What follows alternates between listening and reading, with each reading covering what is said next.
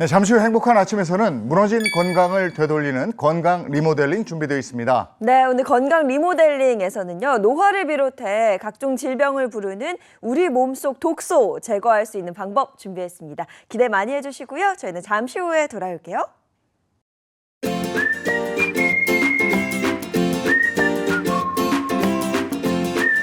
안녕하십니까. 행복한 아침 이재용입니다. 안녕하세요, 장예인입니다. 오늘은 10월 18일 금요일이고요. 저희는 건강을 한번 되돌려 볼 겁니다. 되돌릴 수 있을까 모르겠지만 노화를 되돌릴 수 있을까요? 오늘이 10월 18일, 10월도 중순을 훌쩍 넘어섰습니다. 이제 2024년도 얼마 남지 않았는데 가는 세월 잡을 수 없고 가는 노화 막을 수 없다지만 노화를 늦출 수만 있다면 얼마나 좋을 거죠. 맞습니다. 그래서 오늘 건강 리모델링에서는요, 노화를 부르는 우리 몸속 독소, 이 독소 해독하는 방법 알아보도록 하겠습니다. 자, 금요일 행복한 아침 본격적으로 시작합니다.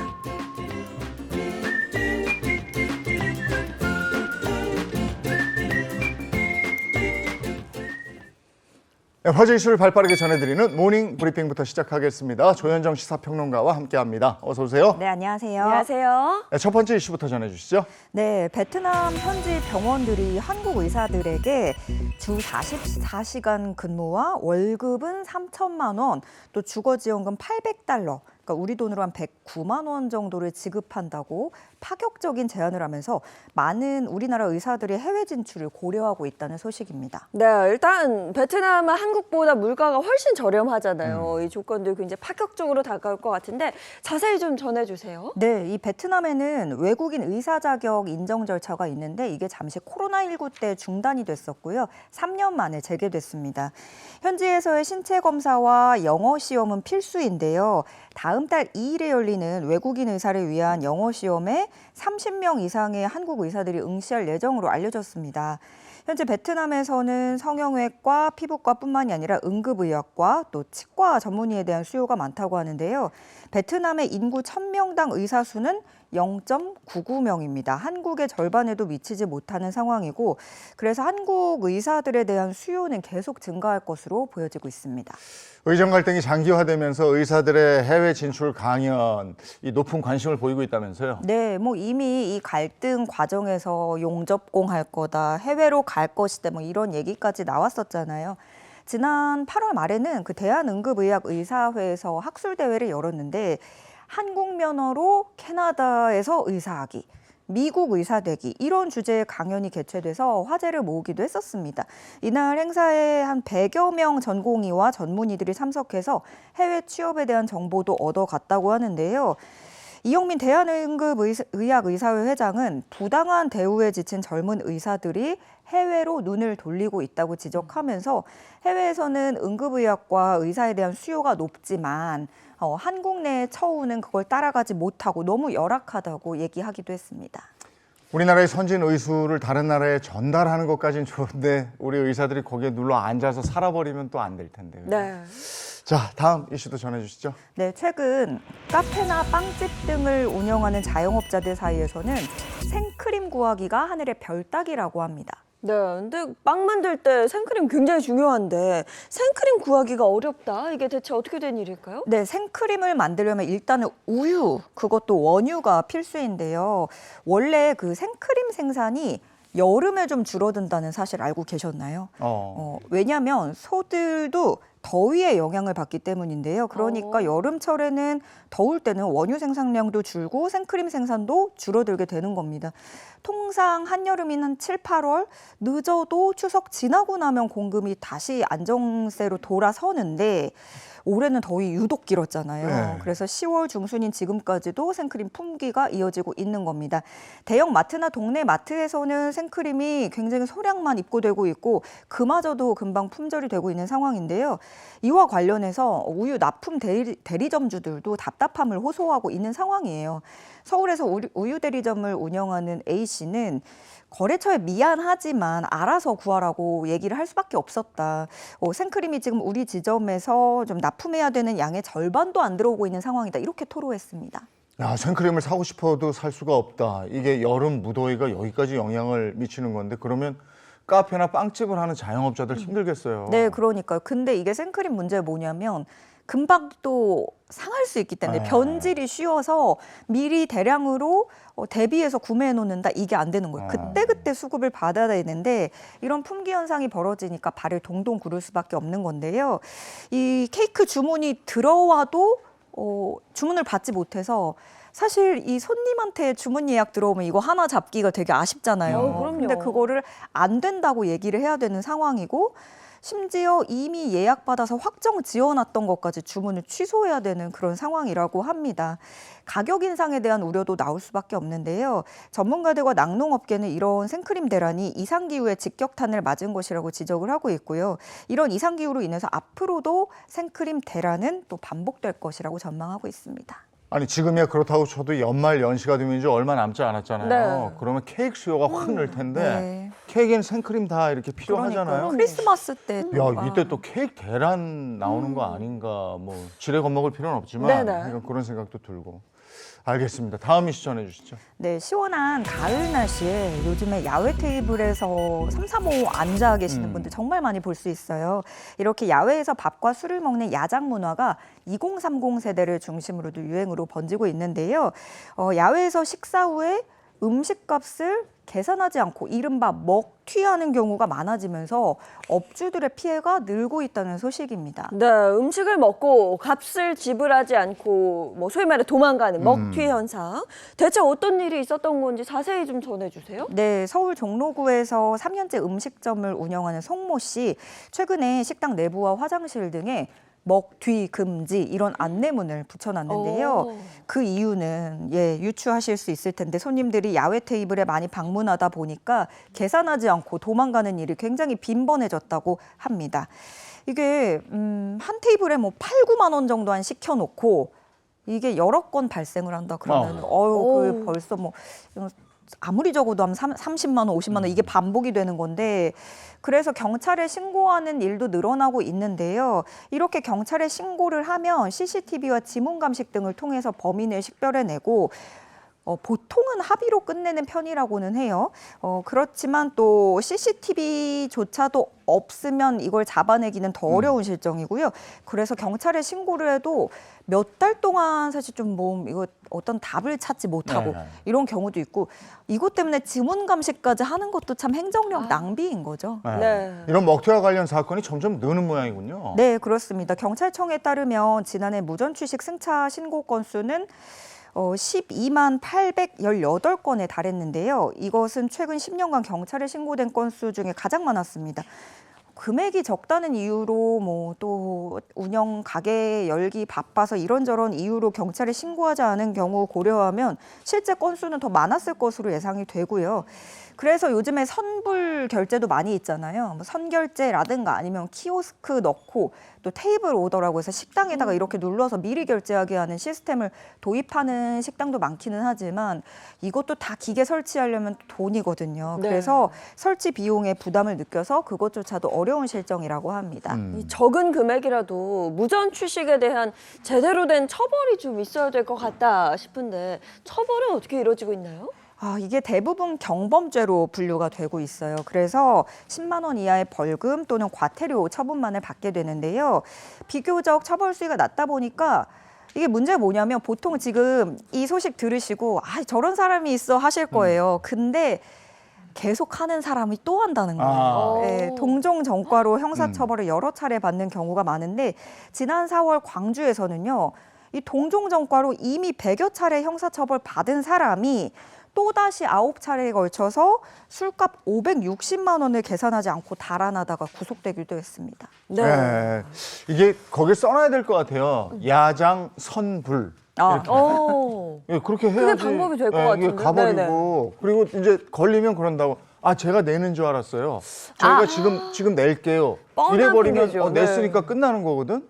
근데 행위 자체는 안 낼 생각이었는데 걸리니까 낸 거거든. 네. 그래서 이것도 이게 먹튀가 절대 가벼운 게 아닌데. 예. 자, 다음 이슈 전해 주시죠. 네, 전국에서 가장 아름다운 화장실로 매일 8,000명이 오가는 충남 천안의 망향휴게소 화장실이 선정됐습니다. 공공기관과 지방자치단체 등이 관리하는 특색 있는 화장실 80개소가 응모를 했는데요. 여기서 망향휴게소가 1등을 차지한 겁니다. 그렇군요. 가장 아름다운 화장실이다. 어떤 모습일지 좀 궁금해지는데요.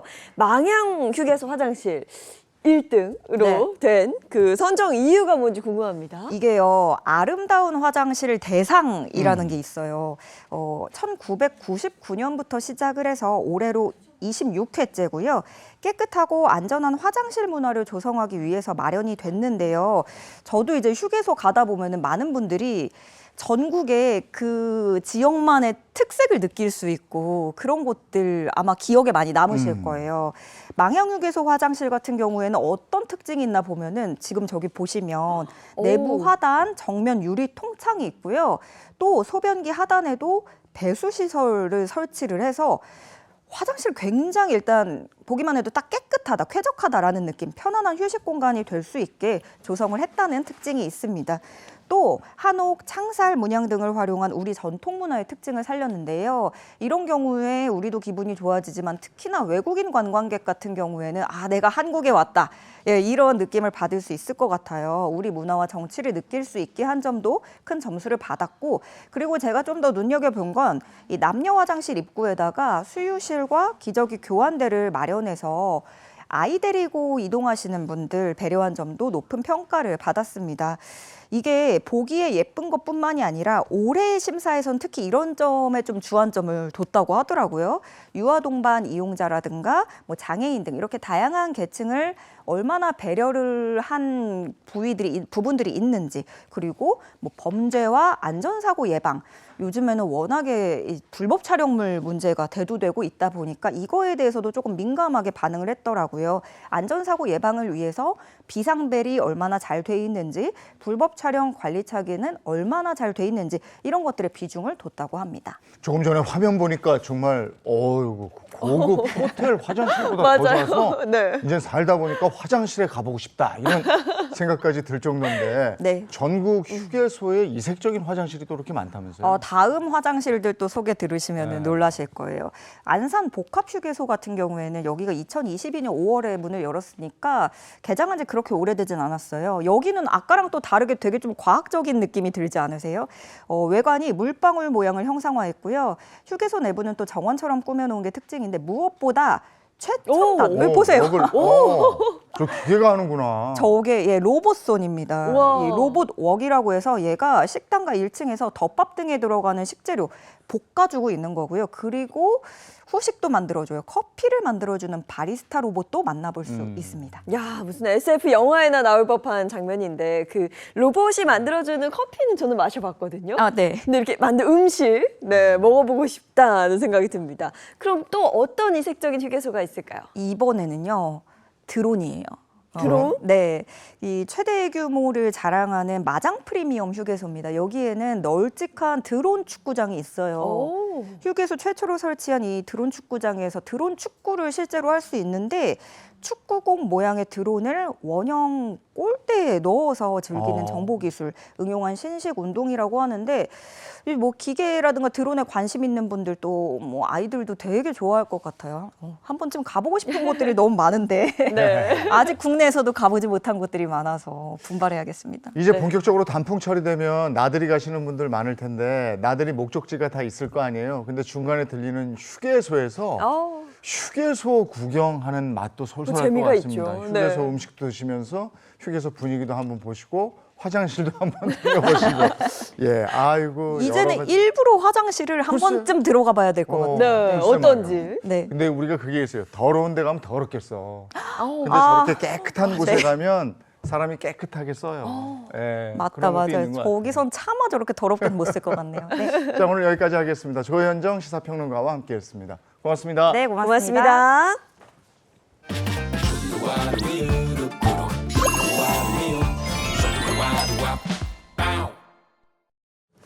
네, 지금 시각이 7시 45분을 향해 가고 있습니다.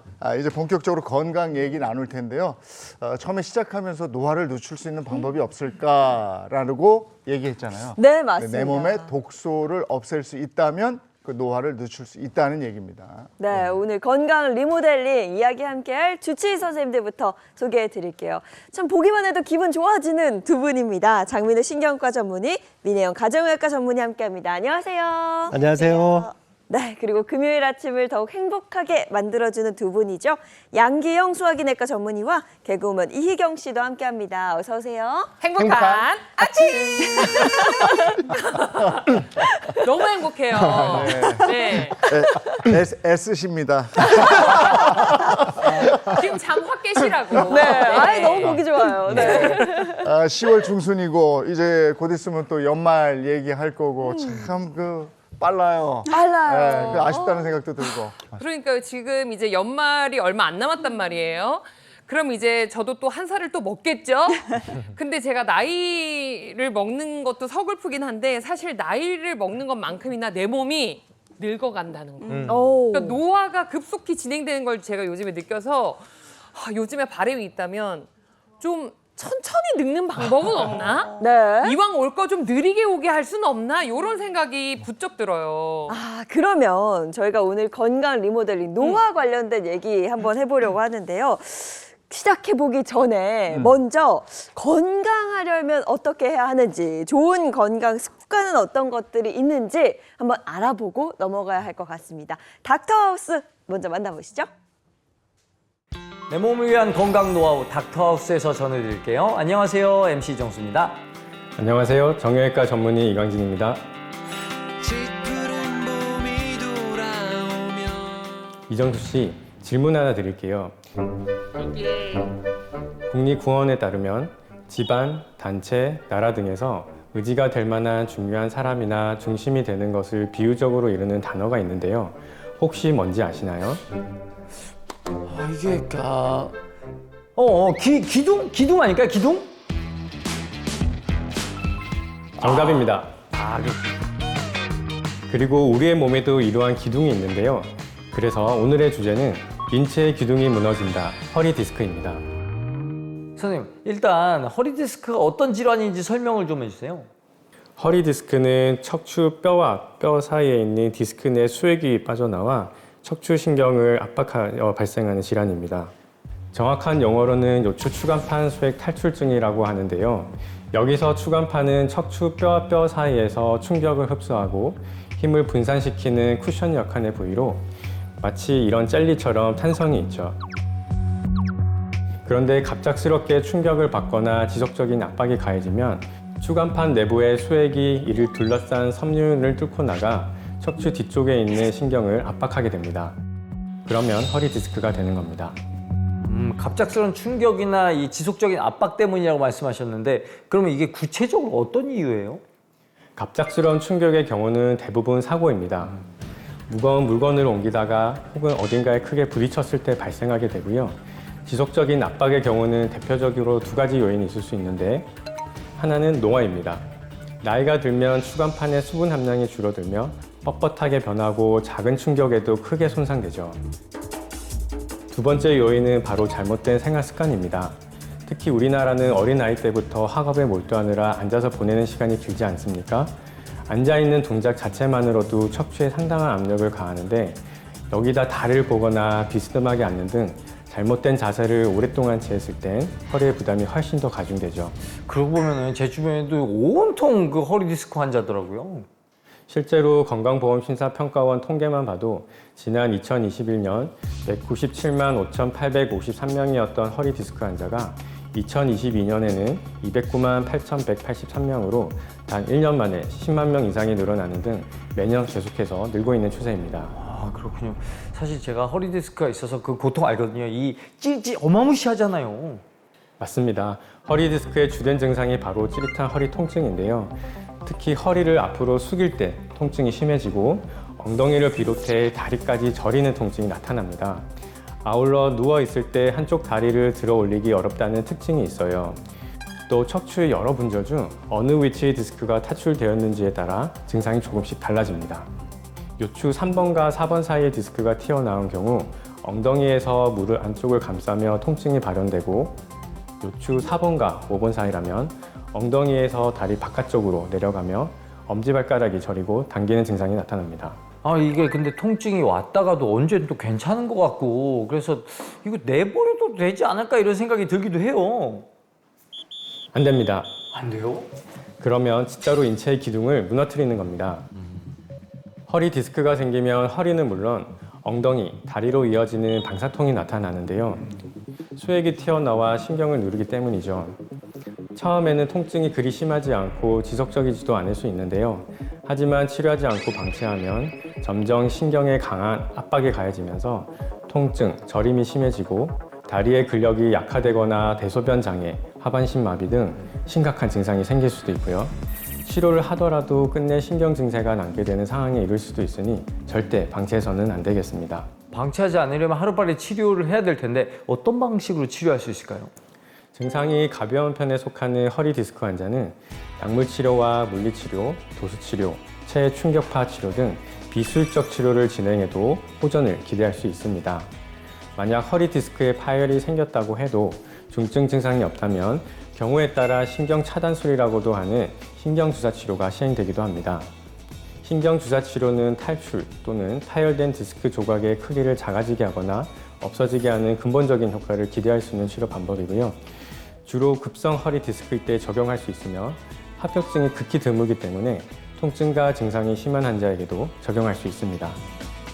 그럼에도 하반신 마비와 같은 중증 증상이 있거나 극심한 통증으로 일상적인 생활이 불가능한 환자라면 결국엔 수술적 치료를 고려해야 합니다.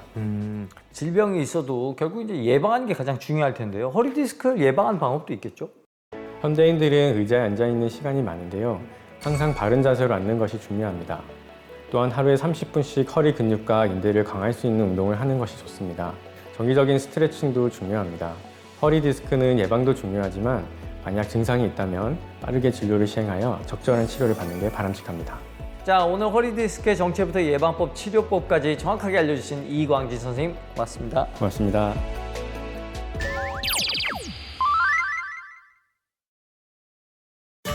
지금 여러분은 건강 노하우를 전해드리는 닥터하우스와 함께하고 계시고요. 이번엔 한의사 선생님을 모셨습니다. 안녕하세요. 한의사 신승엽입니다. 선생님, 이번 주제 뭘까요? 아마 많은 분들이 자신의 체질에 대해 잘 모를 겁니다. 그러나 건강을 위해선 자신의 체질에 대해 잘 아는 것이 중요한데요. 그래서 이번 주제는 체질을 알면 건강이 보인다. 인체를 나누는 8체질입니다. 그러니까 우리 몸을 8체질로 나눈다는 거죠? 네, 맞습니다. 권도원 박사님이 1965년에 발표한 8체질의학에선 체질을 모두 8가지로 나누는데요. 각 체질마다 다르게 타고나는 인체 내 장기들, 다시 말해 간장, 심장, 췌장, 폐장, 신장, 담, 소장, 위, 대장, 방광, 그리고 자율신경의 교감신경과 부교감신경, 이 12가지 기관의 기능적인 강약 배열 차이에 따라 모두 8가지 체질로 분류합니다. 각각 다른 체질적 특성, 8가지 체질의 생리와 병리를 이해하여 질병을 예방, 치료할 뿐만 아니라 인체의 면역 기능을 최상의 상태로 유지하도록 돕는 환자 중심의 의학이라고 볼 수 있습니다. 8체질은 어떻게 진단할 수 있나요? 8체질을 진단하는 유일한 방법은 손으로 직접 하는 8체질 맥진법뿐입니다. 누워있는 환자의 양 손목에 요골도맥을 번갈아 가면서 진맥을 하는데요. 이렇게 진단을 해야 본인의 정확한 체질을 알 수 있습니다. 진맥을 통해 진단된 체질에 따라 침치료, 한약치료, 음식섭생 등 각 개인에게 맞는 맞춤 치료를 시행하게 됩니다. 진단이 참 중요한 거군요. 네, 맞습니다. 본인의 정확한 체질을 진단받는 것이 가장 중요합니다. 알레르기 피부염으로 작년 7월경 진단받은 분입니다. 증상이 호전되지 않아 저한테 내원하셨는데요. 제가 진맥을 했을 땐 토양 체질이셨습니다. 체질에 맞게 치료한 후 증상도 호전되셨죠. 이렇게 8체질 치료를 하기 위해선 본인의 정확한 체질을 진단받는 것이 가장 중요합니다. 그럼 또 궁금한 게 이게 몇 살 때부터 가능할까요? 보통 한 3살 정도부터 진맥을 하고 있는데요. 아이 맥 같은 경우에는 성인에 비해 발달이 덜 됐기 때문에 보통 부모 체질을 같이 진단하고 있습니다. 체질에 맞춰서 어릴 때부터 음식 섭생을 하게 된다면 성장하는 데 도움이 많이 되기 때문에 어릴 때부터 체질 진단을 받으러 많이 오십니다. 보통 그 한의원에 가면 이 침 치료 많이 받잖아요. 그러면 8체질도 침 치료 위주로 하는 건가요? 네, 맞습니다. 8체질 침치료는 이렇게 특수 제작된 팔체질 침관을 이용해 같은 증상이라도 체질에 따라 침 놓는 혈자리를 달리하여 침 효과를 극대화합니다. 아, 그러면 이 8가지 체질 중에 특별히 많은 체질이 있나요? 제가 인상에서 봤을 땐 토양, 목양, 금양 체질 분들이 가장 많으셨고요. 나머지 목음, 금음, 수양, 수음, 토음 체질은 조금 적게 나타나는 경향이 있었습니다. 아, 선생님, 근데 제 체질은 어떻게 될까요? 한번 손 줘보실까요?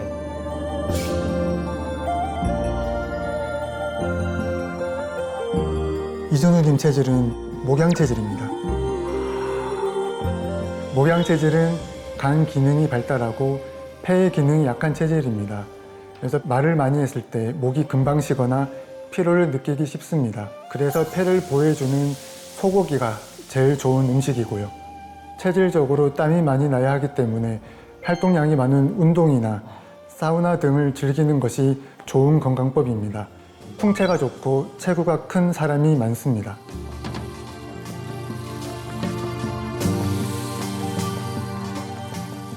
아, 근데 선생님, 이 제 체질이 좀 많나요? 보통 목양 체질도 흔한데 토양 체질이 가장 흔합니다. 토양 체질은 성격이 급한 것이 특징입니다. 이런 조급한 성격이 건강에 영향을 많이 주므로 항상 여유 있는 마음을 가지는 것이 좋습니다. 췌장이 강하고 신장이 약한 체질이고 체질적으로 소화력이 좋은 편이나 특히 술, 냉수욕은 해가 많으니 조심할 필요가 있습니다.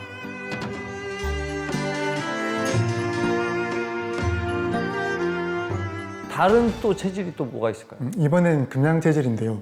제가 금양 체질입니다. 예. 금양 체질을 일컬어 육식을 하면 안 되는 체질이라고 합니다. 고기를 먹었을 때 몸이 피곤해지는 것은 간이 약하기 때문에 간을 보호해주는 푸른 잎채소, 해산물을 즐겨 드시는 것이 좋고 항상 허리를 펴는 자세를 유지하는 것이 좋은 건강법입니다.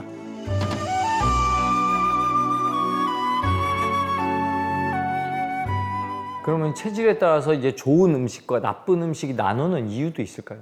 체질별로 체강 장기가 있고 체약 장기가 있는데 체질에 해로운 음식은 상대적으로 강한 장기를 더 강화시키고 상대적으로 약한 장기를 더 약화시켜 각종 질병을 초래하거나 이미 생긴 질병을 더 심화시키기 때문입니다. 그래서 체질에 맞는 섭생이 중요하고요.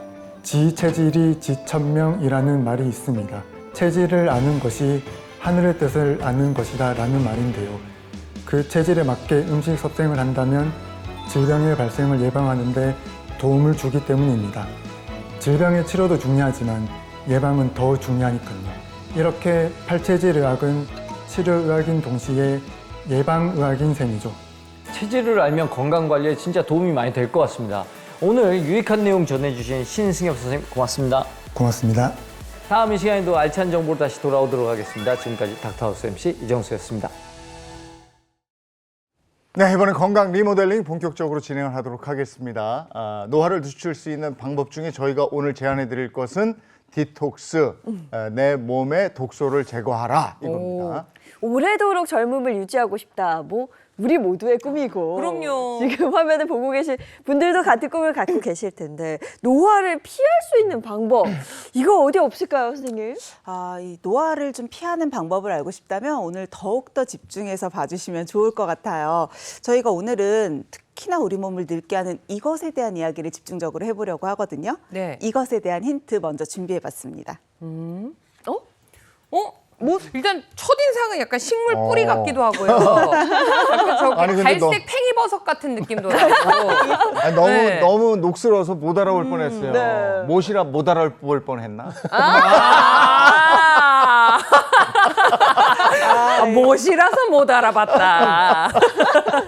다들 알아보신 것처럼 좀 많이 녹슬어 있는 못이죠. 네. 그러니까 사실 우리가 못 처음에는 되게 반질반질하고 깨끗하지만 쓰다 보면 저렇게 낡으면서 녹슬어지게 되잖아요. 네. 근데 비단 저렇게 녹쓰는 게 못만의 문제는 아닙니다. 우리 몸 역시도 오래 사용하다 보면 저렇게 녹슬게 되거든요. 그게 바로 노화인 거죠. 어떻게 보면 노화라고 하는 건 되게 자연스러운 과정이잖아요. 하지만 여러분들이 반드시 주의하셔야 하는 것도 있어요. 바로 가속 노화입니다. 처음 들어보는 것 같아요. 가속 노화는 뭐예요? 가속 노화 이제 말 그대로 실제 본인의 나이 드는 속도보다 더 빠르게 나이 드는 현상을 말하죠. 주요한 원인은 나이도 있고 또 이 타고난 유전자도 좀 있습니다. 뿐만 아니라 이제 생활 습관이나 환경적 요소 등의 영향을 받는데 사실 이 가속 노화를 일으키는 주요한 원인은 따로 있습니다. 주요 원인을 저희가 알아야겠네요. 중요해, 가속 노화 이거. 주요 원인. 적어야 돼. 그게 뭘까요? 맞습니다. 그래도 우리가 교정 가능한 여러 가지 원인들을 살펴봐야 될 텐데 그중에 가장 중요한 원인으로는 바로 활성산소를 꼽을 수 있습니다. 활성산소. 네, 활성산소는 산소가 체내에 흡수돼서 여러 가지 대사 과정을 거친 이후에 남겨진 찌꺼기 같은 역할을 하는데요. 말 그대로 뭐 예를 들면 자동차가 연료를 태워서 여러 가지 활동을 하고 나서 남은 배기가스를 배출시키잖아요. 그런 역할과 비슷하다고 볼 수 있습니다. 굉장한 산화력이 강하고 또 아주 불안정한 상태의 산소로서 작동하게 되는데 사실 우리 몸이 대사하는 과정 계속 숨을 쉬면서 대사할 때마다 자연스럽게 생깁니다. 뭐 저희들뿐만 아니라 우리 MC님들 그리고 또 희경 씨까지 다 우리 몸속에 지금 활성산소가 만들어지고 있는 거죠. 일단은 활성산소라는 녀석이 우리 모두한테 있다고 하니까 굉장히 공평한 녀석이네요. 아니, 너나 나나 다 있으니까. 왠지 내 몸에만 있다 그러면 얼굴만 보면 내 몸에만 있을 것 같은 느낌이 들었는데 왠지 살짝 안도감이 지금 들고 있어요. 약간. 네. 이 활성산소가 노화의 주요 원인이라고 얘기를 하셨고 우리 몸 누구에게나 다 활성산소는 있다. 그래서 우리가 서서히 늙어가는 주요 원인이 되는 것 같은데 지금 우리 모두 몸에 그런 문제가 있다는 건가요? 그러네. 사실은 이 활성산소라고 하는 게 우리 외부에서 우리 몸에 들어오는 뭐 세균, 바이러스 이런 것들을 사실 막아주는 또 그런 중요한 역할을 하기도 합니다. 그렇기 때문에 사실 적당량 체내에 있으면 큰 문제가 되지 않습니다. 네. 그런데 문제는 이게 너무 과도하게 생성이 됐을 때가 이제 문제가 되겠죠. 이 활성산소라고 하는 것은 앞에서 잠깐 우리 장민호 선생님께서 얘기 들으셨듯이 불안정한 상태의 산소 분자로요. 주변에 있는 다른 분자하고 반응을 해서 세포를 공격하고 손상시키는 그런 강력한 산화력을 지니고 있습니다. 네. 네, 그렇기 때문에 이 활성산소가 우리 몸의 세포와 DNA를 공격해서 각종 만성 질환과 또 노화를 불러일으키는데요. 그러다 보니까 실제로 우리 현대인들이 겪고 있는 이 질환의 90%가 이 활성산소와 연관이 되어 있다고 하고요. 90%. 예, 그렇습니다. 그래서 활성산소는 건강을 해치고 또 이 노화를 불러일으키는 주범이라고 할 수 있겠습니다. 네, 현대인이 앓고 있는 질병의 90%가 이 활성산소와 관련이 있다. 더욱더 잘 관리를 해야겠다 싶은데 이런 활성산소가 유발하는 질환에는 어떤 것들이 있을까요? 말씀해 주신 것처럼 과도하게 활성산소가 내 몸에 생긴다. 그러면 전반적인 내 몸의 신진대사 능력이 저하된다라고 보시면 돼요. 그러면 어떻게 되냐면 일단 내 몸에 염증이 생기게 되거든요. 이게 만성화가 되면 비만도 될 수 있고요. 암도 유발할 수가 있겠죠. 이뿐만이 아니라 활성산소로 인해서 심혈관 질환이나 뇌졸중도 생길 수 있고요. 알츠하이머 치매는 물론 당뇨병, 간염 정말 다양한 질환들이 생길 수 있습니다. 네. 누구에게나 활성산소가 생기긴 생기는데 이게 과도하게 생기는 게 문제다. 그렇다면 과도하게 생기는 원인이 뭔지부터 알아야죠. 너무 많죠. 근데 그 중에서도 정말 중요하다고 할 수 있는 건 스트레스입니다. 아주 만성적으로 근원이네. 가면. 네. 만성적인 스트레스뿐만 아니라 지방질이 좀 많은 음식을 먹는 것도 좀 안 좋고요. 네. 또 요즘 가공식품들 많이 드시죠. 네. 이런 것들도 활성산소의 주된 원인이고 설탕이 많이 들어간 음식이라든지 그리고 또 요즘 피부에 활성산소를 많이 일으키는 건 가을철 볕도 좀 중요하죠. 자외선 중에. 어머. 그런 것도요? 활성산소 유발하는 원인 중에 하나고 흡연하시는 분들요. 이것이 또 만성 염증과 활성산소에 아주 중요한 역할을 합니다. 요즘 미세먼지도 굉장히 심하고 환경 오염에 대한 얘기들도 많이 나오는데 이런 것들도 우리의 현대 사회에서 활성산소를 유발하는 주요한 원인으로 꼽히고 있습니다. 야, 활성산소가 생기는 원인이 굉장히 다양하네요. 아니 근데 지금 이러한 현상들이 우리 몸 안에서 계속 벌어지고 있다는 건데 솔직히 제가 제 몸을 현미경으로 들여다볼 수도 없고 아니 내 몸에 지금 활성산소가 뭐 가득 찼는지 차고 있는지 알 수 있는 방법이 있나요? 있죠. 있어요? 분명히 있습니다. 예, 활성산소가 과도하게 이게 증가가 되게 돼서 우리 몸이 산화 스트레스 상태에 놓이게 되면요. 다음과 같은 증상들이 발생하게 되는데요. 자, 먼저 피로감입니다. 예, 활성산소가 우리 몸에 과다하게 축적이 되면은 체내 에너지 생성을 저하시키고요. 바로 이게 지속적인 피로감으로 느껴질 수 있습니다. 그리고 이 뇌 세포 이 손상을 통해서요. 뭐 기억력이 떨어지고 또 집중력이 감소되는 이런 신경계 증상으로 나타나기도 하고요. 그다음에 이 근육이나 관절에서 이 통증으로 나타나기도 합니다. 이 활성산소가 과다했을 때 나타나는 증상 지금 말씀해 주신 거 들어보니까 다 노화 증상하고 비슷해요. 네. 아니 근데 어쩌죠? 저도 요즘에 자꾸 피곤하고 근육통도 있고 막 이런데 뭐야 제 몸이 활성산소로 가득한 거예요. 어떡해. 걱정 안 하셔도 될 것 같아요. 네? 활성산소는 사실 딱 봐도 알 수 있거든요. 그래요? 안색으로도 나타나는데 아직은 안색이 아주 좋으십니다. 안색에서 나타나요? 왜냐하면 활성산소는 우리 피부도 공격해요. 피부에서는 주로 콜라겐을 파괴하고 색소 침착 같은 것들을 유발을 하거든요. 그러니까 활성산소가 과다하게 침착이 된다. 그러면 피부가 푸석푸석하고요. 좀 칙칙해 보이기도 하고 급격하게 주름이 지기도 하고 이런 눈에 보이는 변화들이 또 생길 수 있습니다.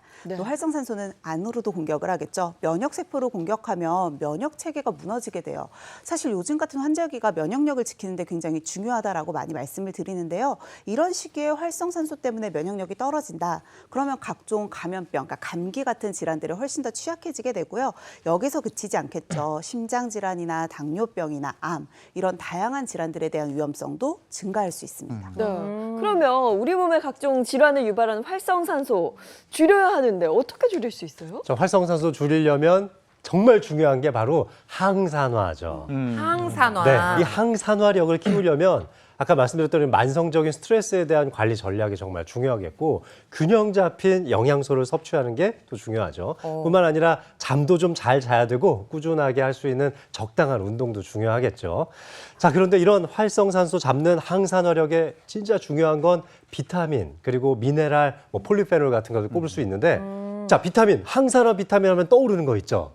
바로 비타민 C입니다. 비타민 C. 네, 이 비타민 C는 손상된 세포를 보호하는 데에도 또 도움이 되고 또 각종 이 항산화 효소를 높여주는 데에도 도움이 됩니다. 뿐만 아니라 우리의 활성산소나 몸에 독소가 쌓이지 않게 하기 위해서는 몸이 이것화되는 것을 좀 피해야 되는데요. 자, 이것 바로 무엇일까요? 이것화되는 걸 막아야 된다고요? 네.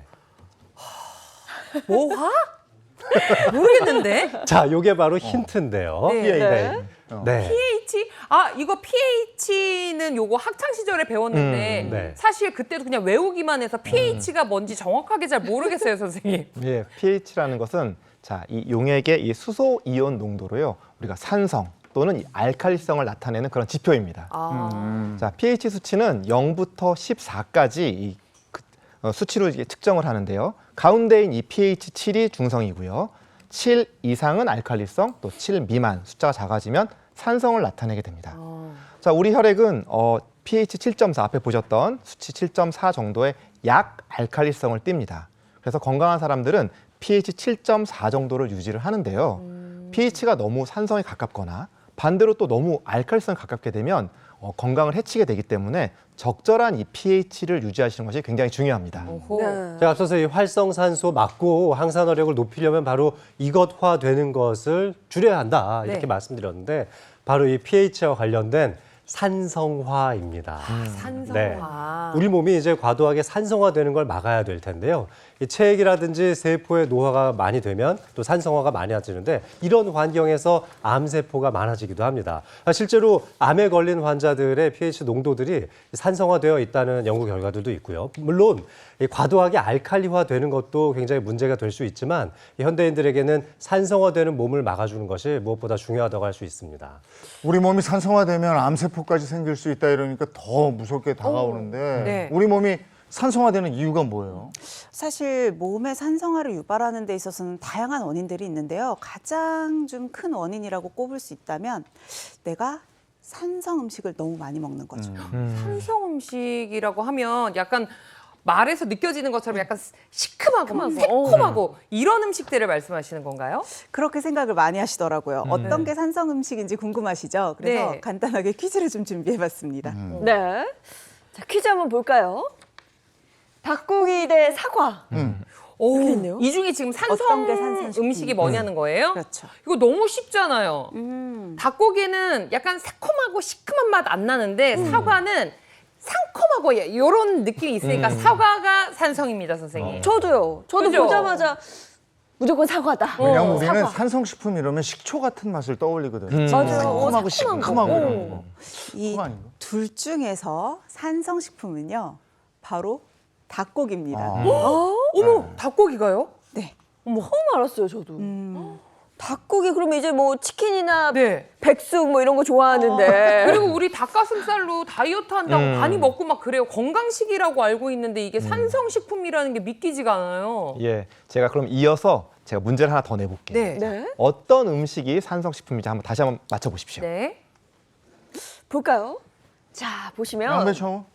양배추와 생선인데. 이거는 뭐 둘 다 어렵다. 우리 몸에 좋은 식재료 아닙니까? 양배추 위에 좋다고 그랬고 생선 맛있고 저거 좋은데. 등푸른 감 생선. 잡았어.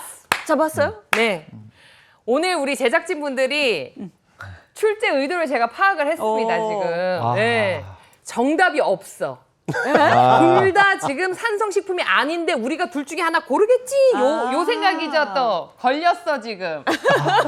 정답. 이걸 없어. 어떻게 해야 되나? 그죠? 아닙니다. 아니에요? 예, 이 양배추와 생선 중에서 산성식품은 바로 생선입니다. 예. 너무 의외다. 예. 고기류인데 지금 얘기 들어. 아니 지금 일단 두 가지 다 퀴즈를 풀어보니까 정말 의외인 게 정말 이 식재료가 산성식품에 해당한다고 생각을 못했던 진짜로. 것들이 지금 뭐 닭고기, 생선이 산성이라서 당황스러운데 이 외에 또 산성식품 어떤 것들이 있을까요? 예, 앞에서 들으셨던 이 닭고기와 생선 외에도 이 우리가 흔히 알고 있는 이런 과자, 아이스크림, 사탕, 초콜릿, 백미, 국수, 백미. 그리고 이제 고기 중에서는 소고기, 돼지고기도 이 산성식품에 해당하고요. 달걀, 노른자와 콩도 산성식품에 해당합니다. 아니 뭐 여기서 몸에 좀 안 좋은 느낌은 아이스크림, 사탕, 초콜릿 이 정도는 좀 그래도 알겠어요. 근데 소고기도 그렇고 돼지고기도 그렇고 전 무엇보다 지금 좀 쇼크를 받은 게 계란? 달걀 그쵸? 달걀은 저희 건강식으로 다이어트 할 때 많이 삶아 먹는단 말이에요. 아니 달걀이나 닭고기 가슴살이라든지 뭐 생선이라든지 콩 이런 거는 우리가 건강한 단백질 식품으로 알고 있는 건데 이런 게 산성식품이다? 이거 의외예요. 네. 어머. 이 산성식품, 알칼리성 식품으로 구분하는 기준은 그 식품 그 자체가 가지고 있는 성질보다는 우리 몸에 들어온 이후에 대사된 과정에서 어떻게 변하느냐 그걸 가지고 우리가 임상학적으로 이제 산성식품과 알칼리성 식품으로 나눕니다. 흔히 많이 드시고 계셨던 뭐 육류라든지 뭐 달걀 그리고 생선과 콩류도 우리 몸에 들어와서 대사하는 과정 중에서는 산성화 될 수 있는 인이나 황과 같은 대사 물질들이 많이 만들어지는 식품이거든요. 네. 그래서 대사된 이후의 산물을 보고 이게 산성인지 알칼리성인지 구분을 해야 되는 거예요. 결과를 보는 거. 의외입니다. 산성식품을 쭉 살펴봤는데요. 그럼 이번에는 알칼리성 식품 한번 보도록 하죠. 어떤 것들이 있을까요, 민 선생님? 인이나 황이랑은 다르게요. 칼륨이나 칼슘, 마그네슘과 같이 좀 알칼리성 무기질이 풍부한 식품들이 알칼리성 식품에 해당을 하는데요. 주로는 과채류라고 보시면 됩니다. 그래서 가장 흔한 거는 뭐 시금치도 있고요. 양배추나 호박, 바나나, 딸기, 사과, 다시마, 미역, 고구마, 감자, 현미와 같은 음식들이 있습니다. 자, 문제는요. 과도한 산성식품 섭취 때문에 체내가 산성화가 됐을 때의 일인데요. 우리의 체내 pH가 0.1만 떨어져도 전반적인 장기의 기능 자체가 떨어지게 되고요. 정상 pH가 7.4라고 했잖아요. pH가 7.0으로 가면 심한 경우에는 사망의 위험이 있습니다. 사망까지요?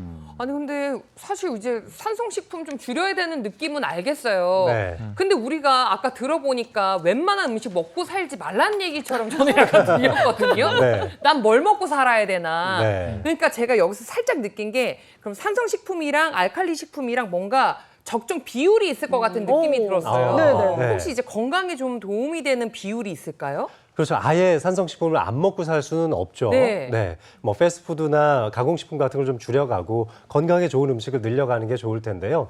그 적절한 비율에 대해서 말씀드리자면 산성식품은 약 20에서 40% 정도로 조금 낮게 유지하시고 알칼리성 식품은 60에서 80% 정도로 약간 높게 유지하는 게 건강에 도움이 되겠습니다. 예, 이렇게 음식을 하나하나 잘 따져서 드시는 것도 물론 정말 중요합니다. 하지만 강력한 독소 해독제인 이것을 드시는 것도 굉장히 중요한데요. 바로 이거? 예. 자, 독제요. 예. 20% 부족하면 사망? 예. 자, 우리 몸에서 20%가 부족하게 되면은 사망에 이르기 때문에 꼭 잘 드셔야 하는 이것은 무엇일까요? 어머 잠깐 일단 독소 해독제니까 어마어마한 뭔가가 나올 것 같은데 20%가 부족하면 사망에 이른단 말이에요. 네. 굉장히 비쌀 것 같단 말이에요.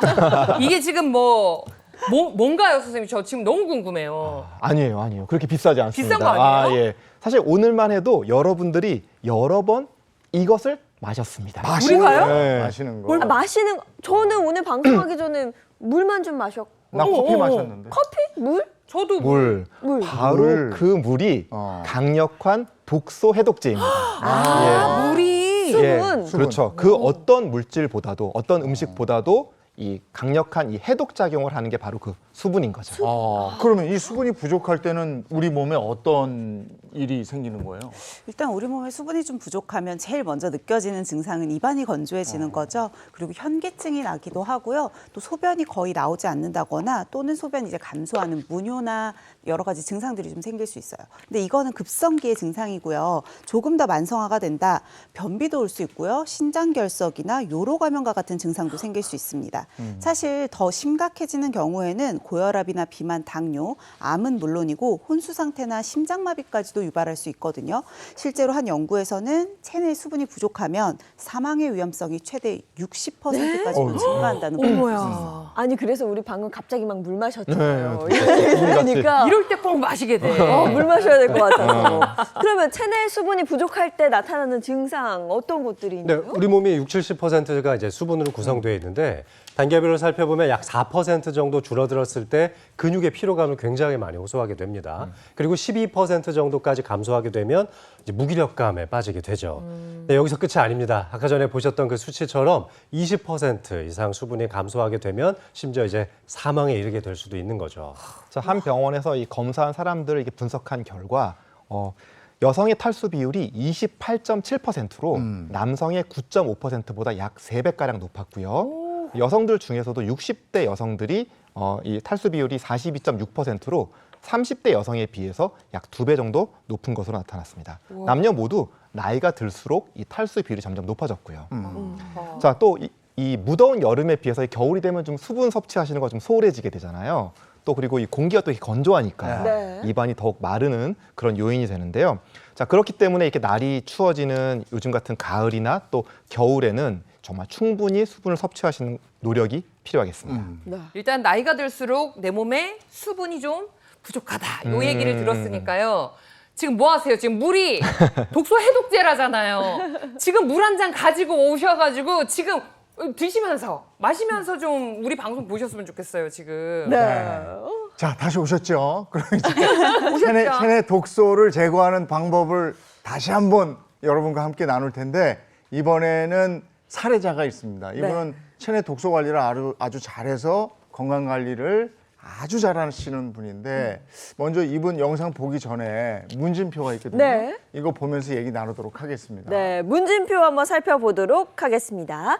이름 김경아, 나이 43세, 식습관이 불규칙했고 주로 배달 음식을 드셨다라고 적어주셨는데요. 이거 안 좋을 제 얘기인가요? 다양한 배달 음식 중에서도 특히 뭐 피자, 치킨, 족발, 닭발 이런 메뉴를 즐겨 드셨다고 합니다. 나랑 비슷해. 네, 수면 시간은 평균 6시간이고 운동을 그래도 하시긴 하셨어요. 주 1회 정도 했고 기타 병력에 자궁경부암 전 단계, 저혈압, 스트레스성 피부염이 있었다고 적어주셨습니다. 일단은 배달 음식을 자주 드셨기 때문에 방금 우리가 배웠잖아요. 그렇게 되면 산성 음식을 많이 먹으면 우리 몸이 산성화가 되기 쉽고 그러면 뭐 잘못하면은 암까지도 유발한다고 하셨으니까 저 여기 딱 그게 보이더라고. 자궁경부암 전 단계 진단을 받으셨잖아요.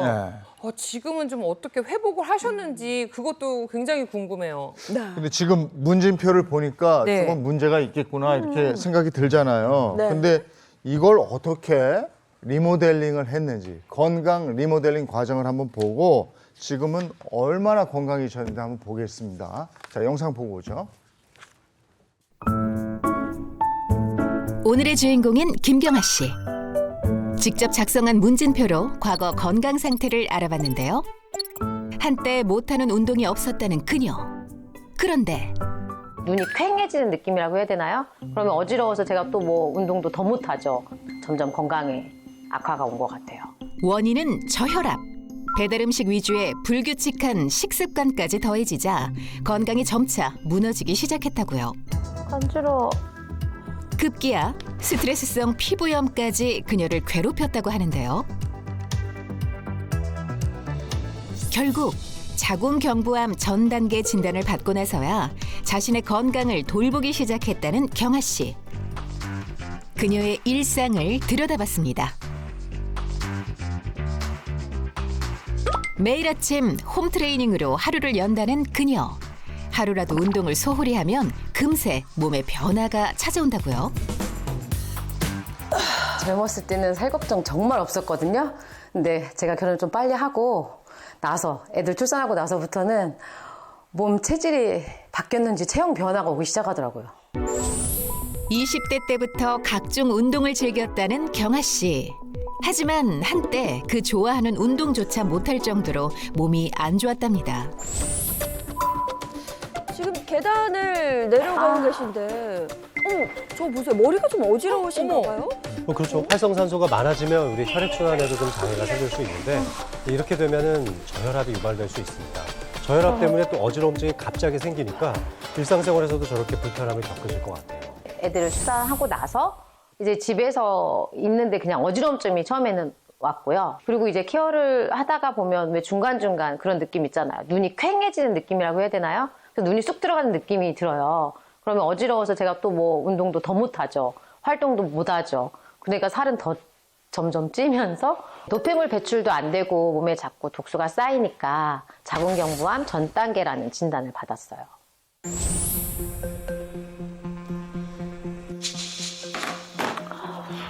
근데 좀 몸이 많이 간지러우신가 봐요. 팔을 막 긁고 계신데 이게 활성산소도 피부 가려움증하고도 연관이 좀 있나 봐요? 네, 활성산소는 이 피부 각질 세포의 이 보습 기능을 파괴해서 가려움증을 유발할 수 있습니다. 진짜 긁어도 왜 시원하지 않은 느낌 아세요? 그 정도였고 그렇게 너무 심하다 보니까 제가 피부과를 갔어요. 근데 피부과를 가니까 거기서는 계속 처방 그 약을 주잖아요. 막 주사도 2대씩 맞춰주고. 근데 언제까지 제가 약을 먹을 수는 없잖아요. 그래서 그때 지금 내 몸에 디톡스가 필요한 상태구나라고 느꼈죠. 건강을 회복하고자 생활 습관부터 바꿔나가기 시작했는데요. 덕분에 찾아온 반가운 몸의 변화. 5kg 정도 감량을 하면서 글쎄요 그러니까 독소 배출이 된 건지 모르겠는데 제가 피부까지 좋아지는 것 같아요. 저 피부과 전혀 안 가요. 지금 보시다시피 집에서 그냥 수분 보충해주고 이렇게 크림으로 관리하고 있거든요. 이제 건강해지면서 네. 피부부터 달라졌어요? 그럼요. 독소가 다 빠지니까 좋아질 수밖에 없죠. 먹는 물부터 남다르다고요. 그런데 이건 평범한 정수기물 아닌가요? 독소 배출에 물이 좋다고 해서 저는 찬물 마시면 탈나니까 미지근한 물을 마시고 있거든요. 그리고 비법이 하나 또 있어요. 독소 배출에 신경 쓰는 경아 씨의 또 다른 건강 비법. 물에 섞어서 마신다는 이 의문의 액체는 뭐죠? 아, 이거 레몬 주스인데요. 이게 먹을 때마다 매번 번거롭잖아요. 착즙하기가. 그래서 이제 과육을 착즙한 주스를 물에 희석해서 마시고 있거든요. 물에 희석한 레몬 주스를 매일 꾸준히 마셔오고 있답니다. 그날 오후 집 앞 공원에 모인 경아 씨의 친정 식구들 함께 운동을 하기로 했다고요. 어떻게 할 거냐면은 발로 엉덩이를 차면 더 좋거든. 그래서 다리 운동 둘, 셋, 넷 이렇게 뛰다가 이제 턴 가잖아. 똑같아. 턱을 일단 세우고 배에 힘을 줄 거야. 셋, 넷. 그래서 몸에 배에 힘을 줘. 손으로 무릎을 탁탁탁. 하나, 둘, 셋 되지. 네. 여기까지 올렸다가 이렇게 내리고. 에어로빅 강사 자격증까지 있는 경아 씨. 오늘 실력 발휘 제대로 하는데요. 5, 6, 7, 8. 따님이 잘 가르칩니까? 잘 가르쳐줘. 안전 운동을 하려니까 너무 힘들어. 집에서 그냥 하다가 직접 알려주니까 동작은 이상하게 나오지만 재밌고 활력소도 되는 것 같고. 그래서 무릎을 더 들어. 가족과 함께 정말 즐겁게 운동하시네요. 너무 보기 좋아요. 다리를 사실 너무 고강도로 운동을 하시면 오히려 활성산소가 많이 나와서 몸에 안 좋을 수 있거든요. 저 정도 약간 땀날 정도의 운동이 건강에 더 좋습니다. 6, 7, 팔을 펴. 야, 팔이 작네. 운동을 마치고 집으로 돌아온 경아 씨. 과거엔 배달 음식을 즐겼지만 요즘엔 건강식을 직접 만들어 먹는다고요. 지금 뭐 하시는 거예요? 아, 날씨가 이제 쌀쌀해져서 소고기 샤브샤브 해 먹으려고요. 요즘처럼 일교차가 큰 계절에 먹기 좋은 샤브샤브. 운동 후 단백질 보충하기에도 제격인 음식인데요. 샤브샤브의 맛을 한층 더 끌어올려주는 비법 소스가 있으니 바로 간장에 레몬 주스를 섞어주면 상큼한 레몬 간장 소스가 뚝딱 만들어진답니다. 그리고 또 하나. 이제 샤브샤브 먹을 때 소스 만드는데 하나는 그냥 레몬, 하나는 레몬에 간장을 넣어서 먹을 거거든요. 근데 레몬 소스를 넣으면은 상큼하고 음식 다양하게 레시피 짤 때도 좋더라고요. 채소 샐러드에도 상큼하게 뿌려주는데요. 이렇게 레몬 향기 가득한 샤브샤브 한 상이 차려졌네요. 한번 먹어봐. 찍어봐. 자칫 느끼할 수 있는 고기와 잘 어울리는 레몬 간장 소스. 진짜. 다들 만족하는 것 같죠?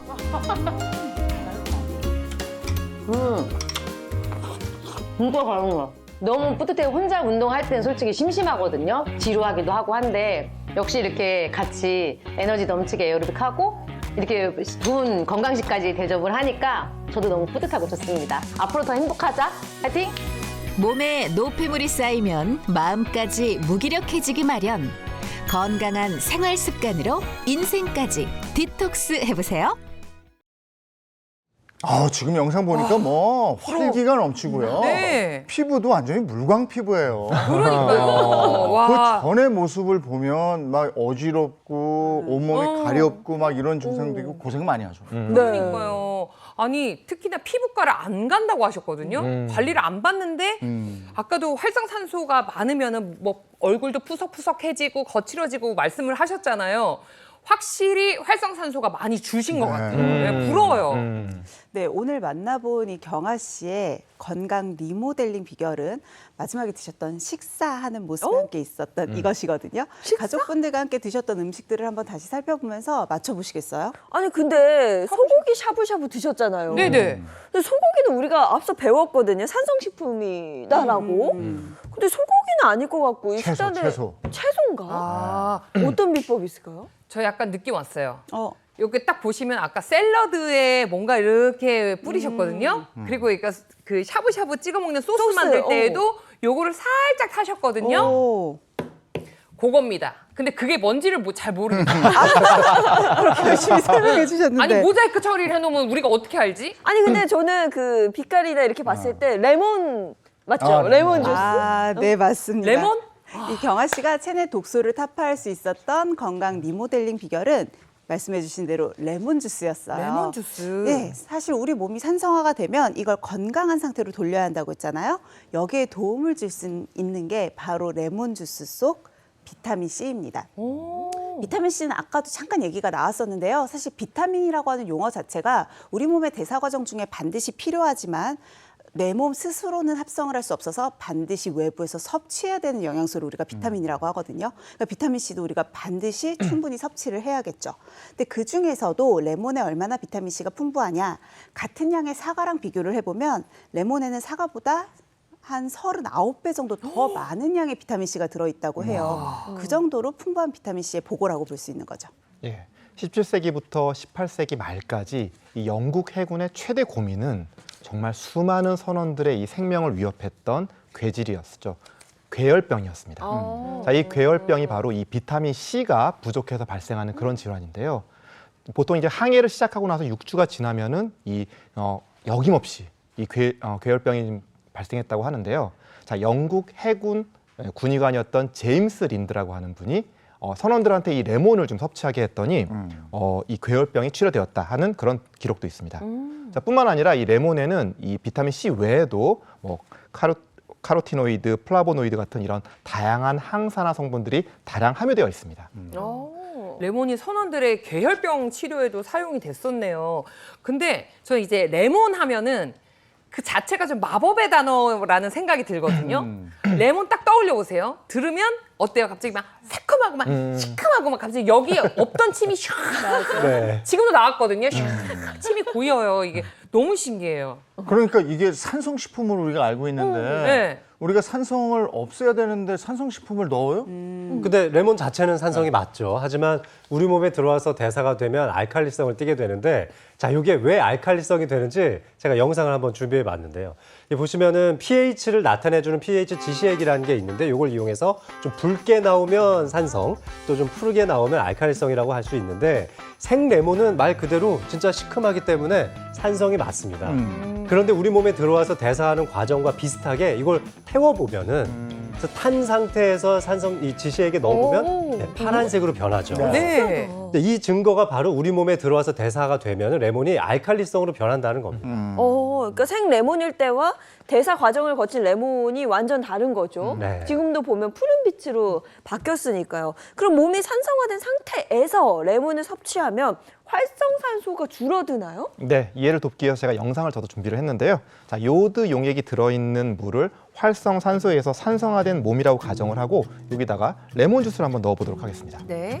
요오드 용액 색깔이 뭐 점점 변하는 거 어머머머머. 보이시죠? 좀 색깔이 쫙 변하고 변해요. 아까보다 훨씬 더 좀 맑아졌어요. 맞습니다. 어머, 예. 어머머머 이거 봐. 자, 레몬이 이 산화된 우리 몸을 깨끗해졌어. 해독하는 데 도움이 되는 거죠. 와, 신기한데요? 실제로 한 연구에서요, 쥐를 대상으로 레몬 추출물을 섭취를 시켰더니 산화 스트레스는 감소했고 반면에 항산화 물질의 농도는 증가한 것을 확인할 수 있었다고 합니다.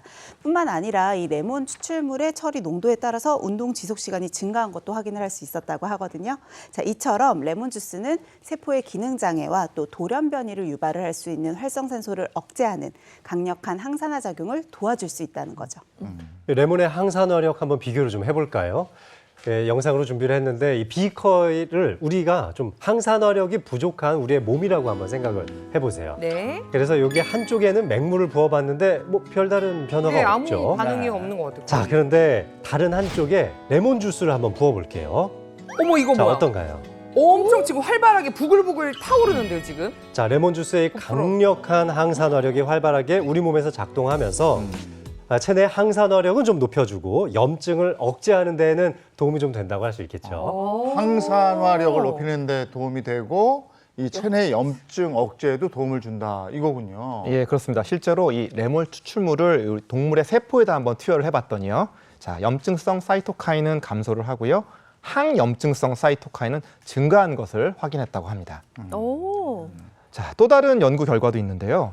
자, 쥐에게 매일 이 레몬 추출물을 섭취시킨 결과 쥐의 이 안구 주위 병변 및 이 모발 노화와 같은 노화 특성이 느리게 진행된 것을 확인했고요. 비타민 C가 이 지방 대사 작용으로 발생되는 그런 독소 물질을 중화하는 데 좋은 작용을 한다는 것도 연구 결과가 발표가 된 적이 있습니다. 네, 우리 몸의 독소를 없애기 위해서 굉장히 중요한 것 중에 하나가 수분 섭취라고 말씀을 드렸잖아요. 사실 앞서 만나본 경아 씨가 되게 잘하고 있었던 것 중에 하나도 레몬 주스를 통해서 충분히 수분 섭취를 하고 계셨던 거거든요.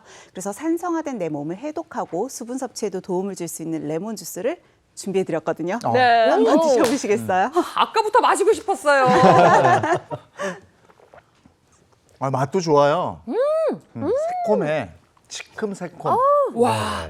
이게 최대의 장점은 전 그건 것 같아요. 맹물 비려하시는 분들 계시거든요. 그래서 저도 사실 맹물의 그 비릿한 것 때문에 물을 많이 못 먹는데 이렇게 먹으면 진짜 수분 많이 섭취할 수 있을 것 같아요. 맞아요. 뭐 수시로 마시면 당연히 수분 보충에도 도움이 되고 저는 지금 딱 떠오른 게 시원한 탄산수. 아, 좋다. 네, 레몬 주스 딱 타서 마시면 그것도 좋을 것 같고 아, 아니면 이제 추워질 때 따끈하게 차로 레몬차? 네, 따뜻한 물과 섞어서 마셔도 너무 좋을 것 같습니다. 아, 이게 맛있네요. 근데 이게 또 하나가 몸이 산성화가 되면 비만으로 갈 확률이 높아진다고 그랬잖아요. 그렇죠. 네. 그러면 이 레몬이 비만을 막는 데도 도움을 줄 수 있습니까? 레몬 속에 팩틴이라는 성분이 들어있는데 이게 대표적인 수용성 물질입니다. 그래서 위나 소장에서 이 물과 만나서 좀 덩어리진 채로 대장까지 이동을 하게 되는데 그럼 이 수분을 머금은 채로 대장까지 이동을 하니까 대장 내의 변에 수분을 공급하는 데도 효과가 있고 그러니까 배변 활동에 도움이 좀 되겠죠. 또한 이 좋은 박테리아 생성에도 도움이 될 수 있습니다. 이 물을 흡수해서 부피가 좀 팽창한 상태에서 이 팩틴 때문에 우리 뇌가 약간 포만감을 느낄 수 있으니까 식욕 조절, 식사 조절에도 도움이 되겠죠. 뿐만 아니라 한국 여성 84명에게 이 레몬 착즙액을 좀 섭취를 시켜보니까 체질량 지수, 또 총 체지방량과 허리 둘레가 모두 감소했다는 연구 결과가 있었고, 또한 인슐린 민감도까지도 개선됐다는 연구 결과가 있었습니다. 다이어트와 관련된 또 다른 연구도 있거든요. 다이어트 중인 여성을 3가지 그룹으로 나눈 거예요. 그래서 A그룹은 어떤 인터벤션도 가하지 않은 대조군으로 두고요. B그룹은 플라시보, 위약을 제공했습니다. 마지막 C그룹에 레몬 추출물을 함께 제공을 했거든요. 그 결과 레몬 추출물을 제공했던 C그룹이 다른 A, B그룹에 비해서 비만도를 평가하는 BMI 지수가 감소했고 체지방과 인슐린 저항성 감소에도 도움을 줬다고 합니다. 네. 혹시 레몬 섭취가 혈압에도 좀 도움을 주나요? 네, 이 레몬 속에 들어있는 플라보노이드 성분이 항산화력이 강하기 때문에 혈압을 조절하는 데에도 도움이 됐다는 연구가 있었습니다. 이뿐만 아니라 20대에서 50대 여성을 대상으로 레몬 추출액을 11일 동안 섭취를 시켜보니까 이 결과 콜레스테롤 수치를 비롯해서 나쁜 콜레스테롤, 그러니까 LDL 콜레스테롤 수치까지 같이 감소했다는 연구 결과가 있었죠. 네, 그러면 레몬이 우리 몸에 미치는 또 다른 효과 어떤 게 있을까요, 양 선생님? 30에서 60세 이 고지혈증 환자들한테 이 8주 동안 마늘이 들어간 레몬물을 섭취하게 했던 그런 연구가 있는데요. 그 결과 이 콜레스테롤이 유의하게 감소했고요. 또 혈압 개선에도 도움이 됐다고 합니다. 레몬 주스를 드실 때 요즘은 주의하세요 하는 건 뭐가 있겠습니까? 사실 레몬 주스는 건강기능식품이 아니라 일반 식품이기 때문에 특별한 주의사항은 없지만 그래도 너무 과량 드신다고 하면 복통이나 설사 같은 문제가 생길 수 있으니까 권장량을 지켜서 드시는 게 좋겠죠. 그리고 일단 우리가 공복 섭취를 했을 때 좀 속이 예민하다거나 장애가 있으신 분들은 속쓰림 유발할 수 있어요. 가급적이면 물에 희석해서 빈속이 아니라 식후에 드시는 걸 추천드립니다. 네, 레몬의 효능 여러 가지 만나봤는데 또 다른 효능 장미호 선생님 짧게 또 설명해 주실 수 있어요? 요즘 밤낮으로 너무 추우니까요. 네. 사실 이럴 때 감기 독감 잘 걸리잖아요. 네. 그러려면 이제 면역력 관리가 정말 필수일 텐데 이 면역력의 핵심이 될 수 있는 항산화력, 또 비타민 C 섭취를 좀 많이 하시고 또 레몬에 비타민 C가 워낙 많으니까 이런 걸 통해서 우리 면역력을 좀 갖출 수 있지 않을까 생각합니다. 네. 그리고 면역력 갖추려면 잠을 잘 자야 되는 거예요. 맞아요. 엄청 중요합니다. 그죠? 네. 잠 잘 자요? 저는 뭐 머리만 대면 잘 된다. 아직 젊은이라서. 네. 네, 오늘 우리 몸의 노화를 좀 더디게 할 수 있는 이 독소 배출 방법에 대한 얘기를 나눠봤습니다. 고맙습니다. 고맙습니다. 네, 이어서 오늘 날씨 알아보도록 하겠습니다. 오늘 뭐 전국적으로 비가 온다는 소식 들었는데요. 지금 어떨까요? 마지연 기상캐스터 나와주세요. 네, 상암동에 나와 있습니다. 오늘은 우산을 꼭 챙기셔야겠습니다. 서해상에서 비구름이 다가오면서 오전 중에 전국으로 확대될 텐데요. 가을비치고 다소 많은 비가 예상됩니다. 내일까지 영동에 최대 120mm 이상, 남해안에도 100mm가 넘는 큰 비가 내립니다. 해당 지역에는 호우특보가 내려질 가능성도 있겠습니다. 퇴근길에는 교통안전에 더 유의하셔야겠습니다. 내일 아침까지 빗줄기가 차차 굵어질 텐데요. 배수로 주변에 낙엽을 치워서 침수 피해도 방지하시기 바랍니다. 오늘을 기점으로 날씨가 다소 급변합니다. 비구름 뒤로 강한 한기가 밀려오기 때문인데요. 오늘 서울의 낮 기온 19도로 하루 사이에 7도나 떨어지겠습니다. 가을비 한 번에 내복 한 벌이라는 말이 있습니다. 일요일에는 서울의 아침 기온이 9도로 한 자릿수까지 낮아질 텐데요. 올가을 들어 가장 쌀쌀한 날씨가 예상됩니다. 네, 주말 동안 강원 높은 산간에는 처음으로 눈이 올 수 있습니다. 단풍철이라 산행 계획하신 분들 많을 텐데요. 안전사고 발생하지 않도록 기상정보 잘 확인하셔야겠습니다. 날씨였습니다. 오늘 내일 주말을 이용해서 지자체에서 각종 행사도 많을 텐데 네. 비 오면 아주 그 준비하는 분들은 뜨끔할 거예요. 아우, 힘드실 것 같기도 네. 하고요. 근데 이 비가요, 뭐 지역에 따라 다르겠지만 일부 지역은 또 많이 내리는 곳도 있어서 외출하실 때 우산 하나 꼭 챙겨 나가시는 게 좋겠습니다. 좋은 하루 보내시고요. 저희는 다음 주 월요일 아침 7시 30분에 돌아올게요. 행복한 아침, 행복한 하루, 그리고 행복한 주말 보내십시오. 고맙습니다. 고맙습니다.